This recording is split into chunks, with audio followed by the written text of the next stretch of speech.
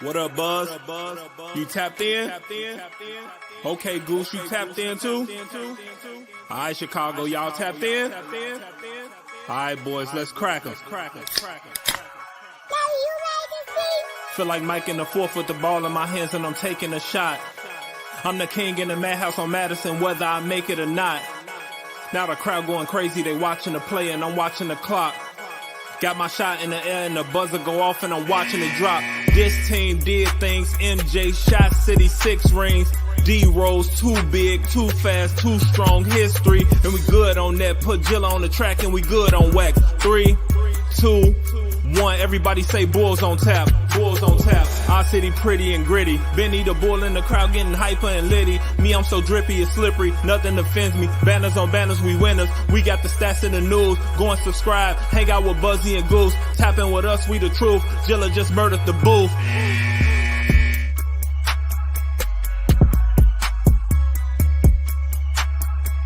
Ladies and gentlemen, welcome to Bulls on Tap. I'm your boy Buzz. I'm joined by my dude Goose, aka Bull Scripted. We're here after a victory. Finally, back in the win column after a 3-game losing streak. Tonight, the Bulls return home and beat the Washington Wizards 115-111. Before we get into this one, be sure you're going on tapsportsnet.com for all your Chicago sports literature and podcasting needs. Following us on Twitter at Bulls on Tap and on Tap Sportsnet. Following Goose at Bull Scripted and me at Buzz on Tap. Anywhere you can listen to podcasts, you can listen to us.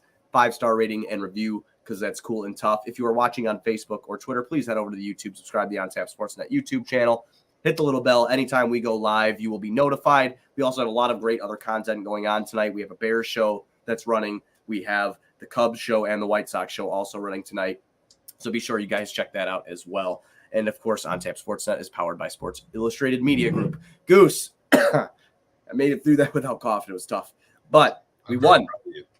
Thank you. I tried so hard. I'm a little less proud of the Bulls. I'm much more proud of you for being able to do that. It was a rather ugly win against a shorthanded Wizards team without Bradley Beal or Rui Hachimura, which meant we had good old Kristaps Porzingis to deal with.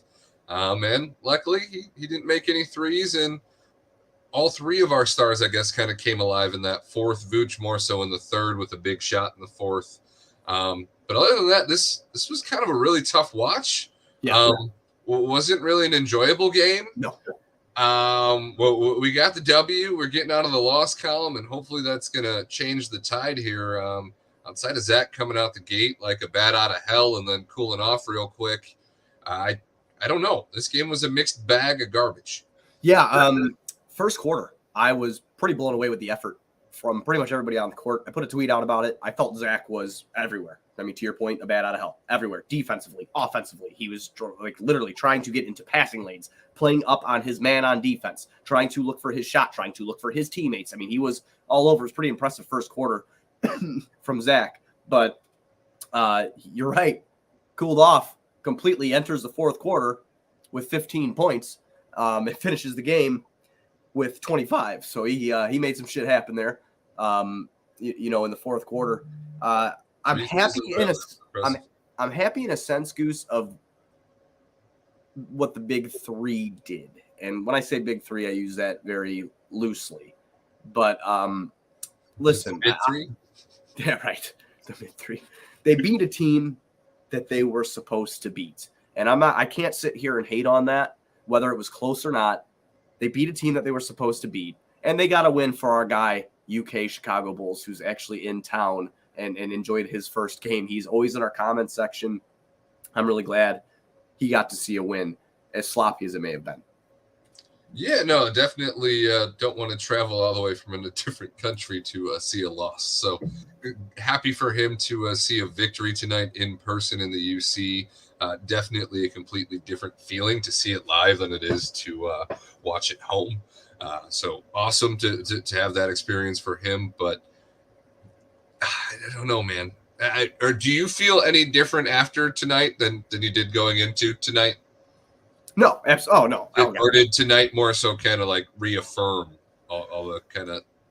I had a ton of fun in the fourth quarter. The competitiveness of the game, the sloppiness of the game with all those turnovers, especially that second quarter. That was fucking killing me. I was not enjoying watching that at all. But no, I don't feel any differently. And, I'm still in the same spot that I was in. Again, we beat a team that we were supposed to beat. They're without Bradley Beal. We got Jim calling you a porn star in the yes, Jim. This here has an earring. This one's gauged. Yeah, there's stuff there. Jim likes to be hip. He wants to know how to be hip. He wants to look hip, so he's going to use you for his example. But no, I don't feel much different, to be honest with you, Goose. They were sloppy. We did see a lot of, your turn, my turn in the fourth quarter. Which is kind of disappointing because I feel like in the first, even when you had Zach facilitating the offense, that wasn't necessarily the style that they were playing. And DeMar was somewhat MIA in the first, actually left and went to the locker room. Was a scare there. Yeah. I tweeted about that. So in the first quarter, I believe he was going up for a jump shot. And all of a sudden, he did not hustle back on defense. And I saw him grabbing at, I think it was his left, groin area. He was grabbing it there, and he was not running. He looked limber. And I was like, I'm like, this is not great at all. So a couple different possessions. No timeout, no foul to break up the play. And he's still kind of just jogging up the court. I thought something was wrong. Then they go into a break, and he comes back out. I thought for sure then he was going to go back into the locker room. So I don't think it was a big deal. Obviously, you see what he did in the second half. Maybe just kind of tweaked it. Got a quick treatment on it, and then came back. I don't think it's anything going to be long term. Well, even on that and one to end the game that he got Avdia on, who surprisingly Avdia was pretty solid for a defender on DeRozan tonight. Yeah. He seemed a little ginger on it. Like he came down and he was almost expecting to be in pain and wasn't. Obviously, like you said, finished the game strong. So that's the best sign that you can take from it is he did finish, he did return, and he did so effectively. So hopefully not anything that we'll see pop up in the injury report leading up to the next game, which, because without DeMar, I feel even less confident. And if DeMar is injured, you can't really trade him either. I mean, well, right. But so all around, injury to DeMar derails the season more than absolutely anything else. Well, yeah. And, speaking of injuries, again, Washington did not have Beal tonight. Beal, obviously all NBA type of player, very good player. I do want to kind of get into some of this talking. The Bulls are able to win. Kyle Kuzma's on the trade block, and I can't help but every time I watch him think how great he looked. With Alonzo, if Lonzo ever does return. We got to reunite the Lonzo Kuz connection. Yeah, I'd love that. I'd love that how the team is constructed. I don't know how they'd be able to get that deal done. Yeah, well, the way the team's constructed, I don't know how you get the deal done. I also don't know how Kuzma, who's a better defender than I think he gets credit for, kind of blends in with DeMar, Zach, in Vooch. Obviously, way better offensive option than Pat, but at the same time, you're not going to see him putting up 20 points. No, not in this offense. But I just if he could play his role all right, I think it'd be pretty cool. Yeah, no, in terms of shooting, that would be a great he's fun to watch. We're a little tapped out on picks. I mean, I guess we still have that Portland pick. Yeah, we do. What did you think about Taji? He hit that corner three, and I almost teared up a little bit. Then he made the long distance phone call. I thought he was looking for Joe. They said he was looking for Tibbs. I wasn't sure. Joe's been in the stands a lot this year. I wasn't sure if he was looking for his buddy up in a press box. Just couple former Bulls over there, man. You had Taji and Gafford. The Gafford one still hurts because we don't have rim protection. We also don't have Troy Brown Jr. anymore. So all around that one still kind of stinks. I liked Chandler Hutchison retired, so yeah, Hutch retired. So I don't know who. How does that play out? Like who won and who lost? I'm not sure. Oh, when it's just a shit trade, it doesn't matter anyway. When it's just a shit trade, it doesn't matter. But Daniel Gafford's a good player. He's not. Yeah, he's a good player who's getting 18 minutes on a 11 and 14 team. That's right. I forgot. Hutch retired during the middle of your sickness. Yeah, he did. We didn't get to talk about it. Stacey King called him Baby Pip. Like what? We're down fucking bad when we're calling that guy Baby Pip, dude. Like, I'm about to die of a coughing attack because I'm starting to laugh. Wait, on that note, I guess we also haven't touched on the whole Michael Jordan's son banging Larsa Pippen. Oh,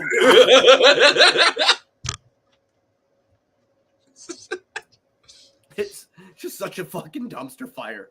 Like, what? Is that why our team's cursed? Is that why Lonzo Ball can't play basketball? Yeah, I think so. I think we traded our soul for Michael Jordan, and everything good that we fucking get is just met with terrible bad juju. God, what a fucking nightmare would that be? Could you imagine just going home and be like, "Hey, Dad, yeah, son, you know how Pip talked shit and said LeBron was better? Yeah, why? What'd you do? I banged his wife." Like, what the fuck? Like, I can't. Do you give him a high five? Do you tell him to get out? It's like, what do you do? It's like you just look at him and be Take like, a shot and light a cigar? Like, what? It's like, yeah, you sucked at ball, but at least you did that for me, so respect. No, exactly. You dropped the ball on the ball, but when it came back to the ultimate revenge with my teammate, sidekick turned nemesis, you brought that shit home, son. Bring it in. Yeah, no shit, man. He fucking slid into home plate head first. You know what I'm saying? That's fucking terrible. You said, what, Dad? I got you. Bull's first win in a fucking week, and we're sitting here talking about fucking. Hey, if we're honest, that's a lot more exciting than this game was. It's true, man. The game was fucking not great at all. Fucking Jim in the comments. Michael probably had. It's all bad. All right, coughing. all right. I'm coughing. No, Jim. Nope. We just went into Eskimo fatherhood, and I don't want to go there. Yeah, we're good, man. We're fucking good on that. So fun reports came out before this win happened, and Bulls Nation's gonna freak out about this win, and they're gonna get back, because it was huge. The Big Three played a good game, but reported by Casey Johnson. Obviously we already have known this, that Vooch was not extended during the offseason, though he did buy a $4.5 million mansion. His name is probably going to be popping up in trades, near the deadline. Stuff like that. Obviously, we're going to have a show dedicated to that as we inch closer to that time. But I just wanted your thoughts on that. I mean, you're starting to see some more of this come into the press than what we were seeing before. And from local press, I mean, people that are literally around the team, not just Charles Barkley, who goes on ESPN 1000 saying we need to blow it up. What do you think about that? You think there's any smoke to the fire that Joe and Casey have been reporting on? Well, first I have to say the fact that Charles Barkley is saying or any fire blow it up makes me feel like we shouldn't blow it up. Don't do what Charles Barkley says. Or that's where we're going to start. Secondly, I find it hard to think that we're going to get any real value for Vooch on his own, like Vooch and DeMar for a bad contract of a guy that you really don't want on your team anymore. And Westbrook is what I'm alluding to, with obviously multiple first-round picks and maybe other things attached to that. Maybe we get Troy Brown Jr. back. But something like that, I think, is only possible because of DeMar. Obviously, they're interested in Vooch's services, but he's an expiring contract. He's valuable. He's valuable to a contender for that reason. Yeah, well. He's valuable to a contender as a rental, but in terms of for Vooch, like 115, 111, buddy. 115, 111 Bulls. Sorry about that. As for the score there. Did you not get extended because you're asking for too much? You're expecting too much going forward? Because the Bulls just signed a ex-All-Star and Andre Drummond for a veteran minimum in the offseason. So you kind of have to look yourself in the mirror and realize that, I don't know, I might not be worth that much money going forward as a veteran center in this league, because centers kind of get sent off to the graveyard a lot faster than everybody else. Oh, absolutely. I think that there is room for, I think he'll get, obviously, and I know you do too, he'll get more than the minimum just because he provides the ability to space. He'll get a mid-level from somebody, or he'll get a bigger one-year deal from like a rebuilding team that's like, hey, that guy's an ex-All-Star. Look what he did for the Bulls and their young core, giving them stability. Let's go pick him up for a inflated 1-2 year team option kind of deal. Right. So, but I just don't see that Vooch has that much market value due to the fact that he is expiring. You are just looking at a rental, so it's the best you get. Like first round pick from the Suns. The issue there is the team has to have the salary to match that $22 million contract this year. Right. That's a big number to match without a lot of value behind it. So I don't know. I guess that's more smoke to me and speculation, just because I don't know that you get enough value outside of if you're blowing it up entirely to really comfortably trade Vooch. Right. No, I agree with that. I agree with that statement. It just I thought it was interesting because it just started to pop up and stuff like that. And, I mean, are we still being linked to Ayton in Phoenix? Like, I haven't seen it. I haven't seen anything on it. I did see.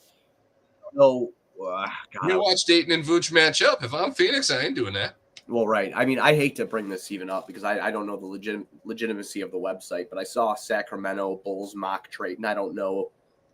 The headline had read that Sacramento offered a trade already for DeMar DeRozan, and it was like, excuse me, first round pick in 2026, Holmes, Malik Monk, and something else. I don't know how true that was. That's why I'm saying I don't know how legitimate it was, but I saw that. But other than that, the only thing I've really seen trade rumor wise surrounding this team has been about Vucevic right now, or watching him obviously walk because he didn't get an extension. So that's all I've seen. But I mean, after tonight's game, that sounds more like Vucevic's agent and him kind of plugging that out there. They're like, oh, he might be available. They didn't pay him. Right. I don't know. I could see that too. I mean, Vooch has got to be fucking frustrated. He came here at the tail end of 2020, wasn't it? Yeah. Yeah, tail end of 2020 as a fucking all-star, as the man in Orlando, leading his team to the playoffs, to a scapegoat here a lot of the time. No, he's getting Chris Boshed. That's for sure. Yeah, we may only have a mid three and not a big three, but he's still getting the Chris Bosh love treatment. Right. No, that's a really good comparison too. I'm so sorry to everybody I keep coughing in the mic. I'm trying not to. This damn infection I have is still running rampant. But yeah, I mean, I just feel like he's taking a lot of shit. But again, going to the back part of the episode and talking about this game in general. Bench was at tonight. I will say that Alex Caruso is just a fucking God. If that guy was just a little bit better offensively, he'd be unfucking believable. I mean, he did have that nutmeg pass to Pat. Yeah. But, oh yeah. Right. Oh, he could pass. I meant more so shooting. He had 9 assists on the night. 9 assists. Yeah. So Zach, I'll do some stat lines for everybody before we move into the next game. Zach finished with 25, 7 boards, 5 assists, 2 steals, 6 turnovers. However, for Zach LaVine tonight. You didn't need to read that number. That doesn't fit the narrative. Yeah. Plus 14 for Zach, though. 5 points for Caruso, 1 turnover, 4 steals, 9 assists, 4 boards. DeMar DeRozan, 25 points, 11 rebounds, 3 assists, 2 steals, 2 blocks, 1 turnover. Oh, I'm sorry. That was for Vucevic. I apologize. Vucevic was 25, 11, 3, 2, and 2, and 1 turnover. DeMar DeRozan, 27 points, 5 turnovers, 4 assists, 7 rebounds. And Patrick Williams, 11 points, 3 boards, 1 assist, 1 turnover. And I guess the thing that stands out, and I guess you kind of hung up on it more than everything else that you read off there, was the turnovers from Zach and DeMar. Without a point guard, when these guys are forced to facilitate when they're natural scorers, to have both of them end up with more turnovers than assists on the night and still win this game is pretty crazy. That's why it's usually my argument when people, and you and I have brought this up on the show, and I thought that you had a really good point about this, and this was a couple episodes back, but without having that legitimate point guard here, people love to talk about how, put the ball in Zach's hands, let him create for others because he's so good offensively. The problem is Zach can't do it consistently without turning the ball over or making that mistake. He can't do it consistently without turning the ball over, and then that falls back to the defensive end. If you want this guy to facilitate the offense, score for the offense, do the whole entire thing on the offensive end, and then come back down on the other end and defend one of the best, the opposing team's best guard on the night, it's just a lot to ask. And when you have a guy like Caruso, usually that task is handed off on the defensive end. But in this league, it's so switch happy. You're not hiding anywhere on the defensive end at this point to where Zach gets to rest or recover. So to ask him to facilitate, play point guard, and be this elite scorer is a lot. It really is. And we saw that because in the first, that was his primary role, and it looked good and it felt good, and then kind of disappeared in the middle there. It's just not something that we can really rely on at this point. though it was nice to see Zach kind of get a chance to go to the line to ice this game. Yeah. To finish it off. Foul should have been called for Vooch. Vooch should have been at the line again, which we saw how that went in Orlando. So kind of glad that didn't happen. But I do find myself in these late game situations going, hey, DeMar, Zach's the max player. He's going to be here a lot longer. Can we give him a turn? And obviously we won tonight, and we got the king of the fourth. I think DeMar had more points tonight in the fourth than he has in any other game this season. So nice to see the king of the fourth return as well. But to close these games up until tonight, it's kind of been the same thing, and it's almost like, Zach, I know you got butterfingers in the clutch, but I got to see it. Right. No, I agree. I got to know that the future is here, even beyond whatever this season may become. Right, and I agree with that. You got any closing thoughts with this game here? No, more so just want to see Zach keep coming out with that energy. Hopefully have a more consistent, steady game next time around, but more so just continued improvement from Zach, because it was a little hairy there for a little while. Yeah. And being our max player, I think at this point for me, the season is on him and Pat to do something and to show us that we do still have a future on this roster, regardless of what happens with DeMar and Vooch. Right. Yeah, I love that. I mean, I feel like we're a broken record about that a lot, but I agree with you. Show me something, man. If you can give me anything, show me something, because you are the guy who got paid, and you are the guy who was under the longest contract to be here. I believe he's the longest 10-year Bull right now. So all around face of the franchise. Need to see the shit. Right. Next game. I'm so sorry again about coughing, everybody. I'm trying. Next game is on the 10th, which is, what is the 10th? Today's the 7th. It's the Saturday. Oh, Saturday. Okay, so Saturday is the 10th, and we're playing Dallas at home. Luka Doncic is coming to town. Dallas is 13-11, and they are winners of 4 of their last 5. They'll be coming in playing the Bulls, who are coming off a win against Washington. From watching this team through League Pass, Luka Doncic is about damn near impossible to stop. Their team is very confusing on how it works. The guys to look out for, besides Luka, is going to be Christian Wood, who comes off their bench, though he gets 26 minutes. Spencer Dinwiddie, Tim Hardaway Jr.